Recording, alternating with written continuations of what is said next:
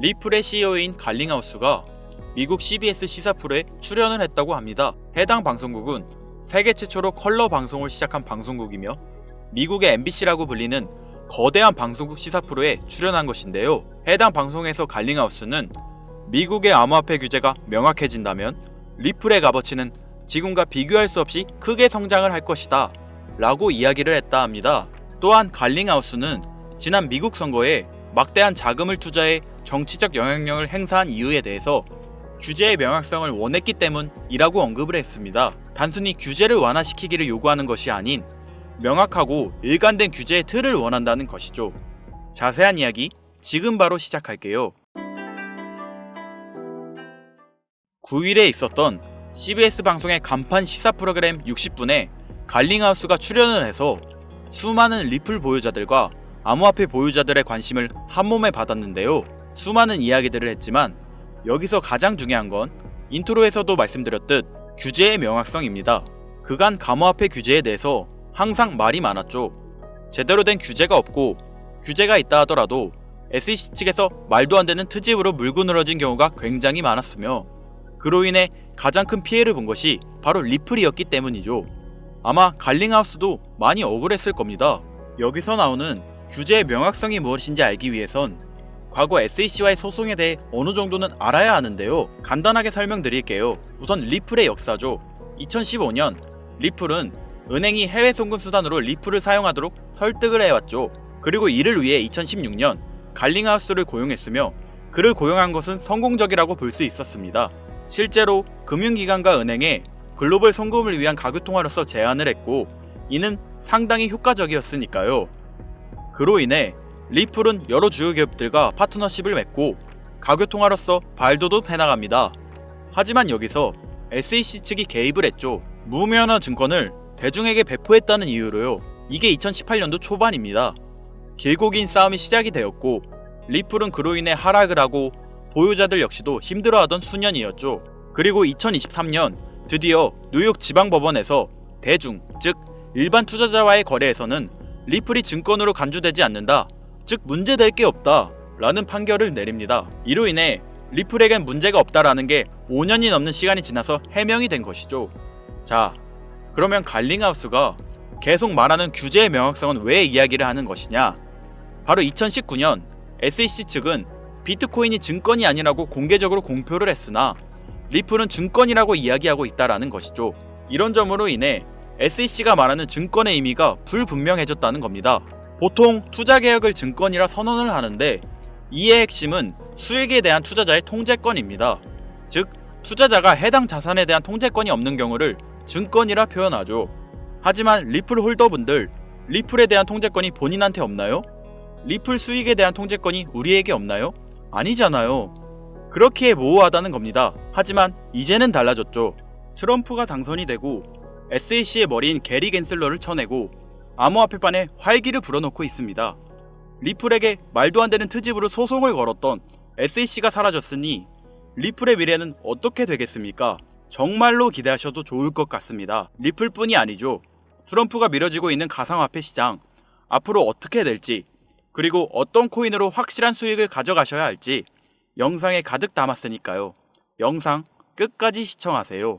버크셔 해서웨이는 세계적인 투자 지주 회사로 워렌 버핏의 회사로 매우 유명한 회사입니다. 시총이 무려 1000조나 되는 어마어마한 규모의 회사이죠. 이런 버크셔 해서웨이가 가지고 있는 대표적인 회사가 어떤 회사가 있을까요? 그 중 하나가 바로 아메리칸 익스프레스입니다. 아실 분들은 아시겠지만 아메리칸 익스프레스는 신용카드사와 은행업을 중심으로 한 미국에서 가장 큰 규모의 회사 중 하나이자 금융업의 대표 주자이죠. 그리고 특징은 아메리칸 익스프레스는 워렌 버핏의 버크셔 해서웨이가 최대 주주로서 무려 20%가 넘는 지분을 보유하고 있죠. 쉽게 생각하면 워렌 버핏의 회사인 버크셔 해서웨이가 아메리칸 익스프레스를 소유하고 있다라고 생각하면 되겠죠. 또한 뱅가드 그룹이 6.3%, 블랙록이 6.1%를 보유하고 있는 전망이 좋은 기업이라는 겁니다. 이런 아메리칸 익스프레스는 리플의 핵심 파트너입니다. 심지어 작년 8월에도 아메리칸 익스프레스는 송금을 위해 리플을 채택했다는 걸 알 수 있죠. 이 말은 바로 워렌 버핏의 회사인 버크셔 해서웨이가 소유하고 있는 아메리칸 익스프레스에서 리플과 협업을 하고 있다는 건 워렌 버핏과 리플이 밀접한 관계가 있다는 뜻 아닐까요? 리플은 기본적으로 스위프트 때문에 만들어진 코인이죠. 여기서 스위프트가 무엇이냐? 스위프트는 서로 다른 국가에서 무역을 할 때 사용되는 화폐가 다르기에 기준을 만들어 국제 무역을 진행하는 것이 스위프트입니다. 하지만 여기서 발생하는 수수료가 무려 20%나 되죠. 너무 비싼 금액이죠. 그래서 이런 문제를 해결하고자 만들어진 것이 바로 리플 코인이라는 겁니다. 또한 리플은 ODL 시스템을 가지고 있어 단 몇 초 만에 전 세계 어디든 바로 송금을 할 수 있는 기술력 또한 보유하고 있죠. 수수료와 속도, 이 두 가지를 모두 잡을 수 있다는 겁니다. 그런데 지금 이 기술력을 미국이 질투를 하고 있다는 거죠. 그럼 여기서 생각을 해볼게요. 전 세계 최대 강국이 어디죠? 네, 미국이죠. 미국은 우스갯소리로 미국과 나머지 전 세계의 국가들이 전쟁을 해도 미국이 밀리지 않을 거라는 이야기가 있을 정도의 강대국입니다. 단적인 예로 미국의 2022년 국방비 순위를 보시면 미국의 국방비 금액이 2위인 국가부터 10위인 국가인 국방비를 합친 것보다 무려 23%나 많은 금액을 국방비로 쓰고 있다는 겁니다. 물론 이것만으로는 단순 군사력을 비교할 수는 없으나 이 정도로 엄청난 초강대국이라는 거죠. 이 이야기를 왜 하냐면 미국은 전 세계의 패권을 쥐고 있는 강대국이라는 겁니다. 단순히 군사력뿐 아니라 경제력으로도 말이죠. 요즘 시대는 힘으로 찍어 누르는 시대보다 자본주의 세상이기에 경제 패권이 엄청나게 중요하다는 거예요. 지금 전 세계 공용화폐로 쓸 수 있는 유일한 화폐는 바로 달러입니다. 하지만 이제는 세상이 많이 바뀌고 있어요.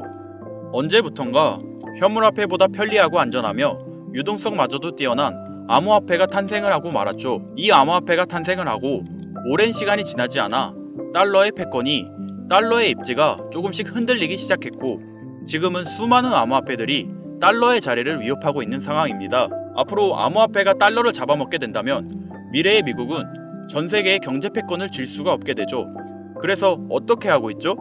CBDC, 센트럴 뱅크 디지털 커런시, 즉 중앙은행 디지털 화폐.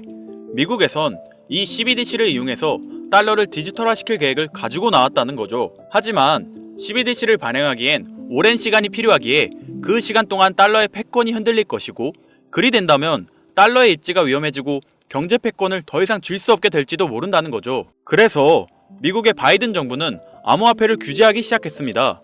수년간 암호화폐를 규제하고 압박을 했죠. 하지만 이제는 그게 더 이상 불가능해졌다는 거예요. 세상이 달라졌다는 거죠. 그리고 그걸 알고 있고 세상의 흐름을 잇고 있는 트럼프는 비트코인 컨퍼런스에서 암호화폐 대통령이 되겠다 라며 자신있게 외쳤던 것이죠. 그리고 그가 당선된 이후 정말로 친암호화폐 정책을 펼쳐나가기 시작했죠. 이미 뛰어난 사업가였던 그가 이 흐름을 놓칠 이유가 전혀 없다는 겁니다.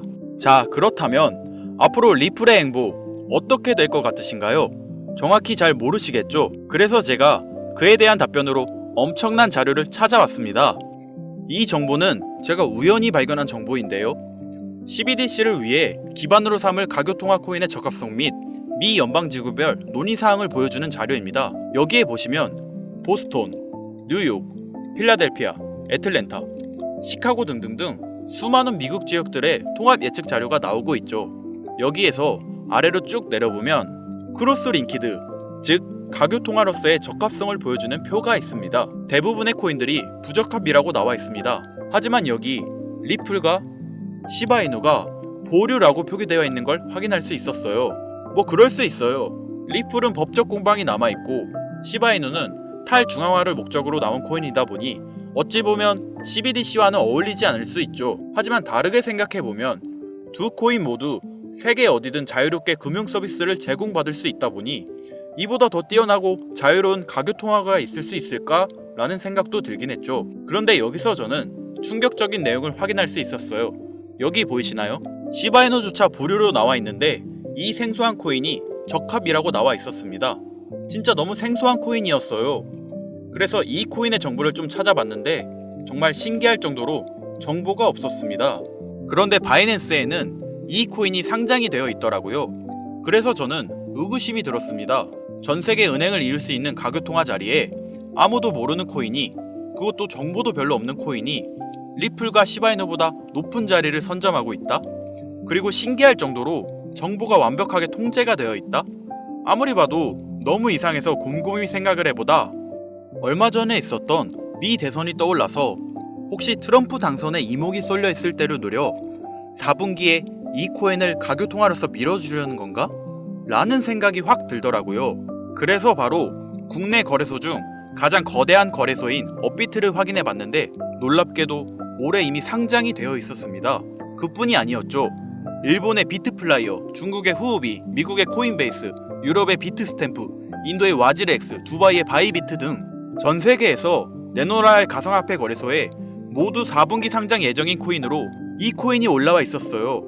이제야 이해가 되기 시작했죠. 이 코인을 말미삼아 미국이 다시 한번 전 세계 경제 패권을 쥐려고 하고 있는 것 같습니다. 제가 그래서 이 코인을 구독자님들에게 공유해 드리려고 영상을 촬영해서 올렸는데 이게 유튜브 측에서 자체적으로 막아버리더라고요. 아무래도 미 대선과 관련이 있는 코인이다 보니 유튜브 측에서 자체 필터링이 되는 것 같아요. 벌써 2번이나 경고를 먹였어요. 한 번만 더 경고를 먹으면 더 이상 구독자님들에게 좋은 영상을 제공해 드릴 수가 없어서 어쩔 수 없이 상단부에 있는 제 개인 번호 010-8056-5800 010-8056-5800 이 번호로 코인이라고 적어서 문자 보내주시는 분들에게 해당 코인 정보를 제공해 드리려고 합니다. 구독자님이신 걸 확인하는 즉시 해당 코인에 대한 정보 바로 제공해 드리도록 하겠습니다. 요즘 저를 사칭해서 정보를 팔아먹으려고 하는 악질업자들 너무나도 많이 늘어나고 있습니다. 제보가 진짜 빗발치고 있어요. 다시 한번 말씀드리지만 저는 절대로 금전을 요구하거나 멤버십 가입료도 개인정보 등을 요청하지 않습니다. 그런 사칭범들이 워낙 많아 문자 보내주시는 분들 제 구독자님이신지 확인 후 공유해드리다 보니 약간의 시간이 소요가 된다는 점 다시 한번 양해 부탁드립니다. 저는 많은 거 안 바래요. 오로지 제 채널을 키우기 위해서 제 영상을 보시고 제 채널 구독, 좋아요, 알림 설정 그리고 댓글 정도 남겨주시면 저는 그걸로 만족합니다. 그러니 이것 외에 요청하는 게 있다면 제가 아니라 사칭이니 조심하세요. 앞으로 더 좋은 영상, 더욱 도움이 되는 정보로 다시 찾아뵙겠습니다. 오늘 하루도 고생하셨습니다. 김선우입니다. 감사합니다.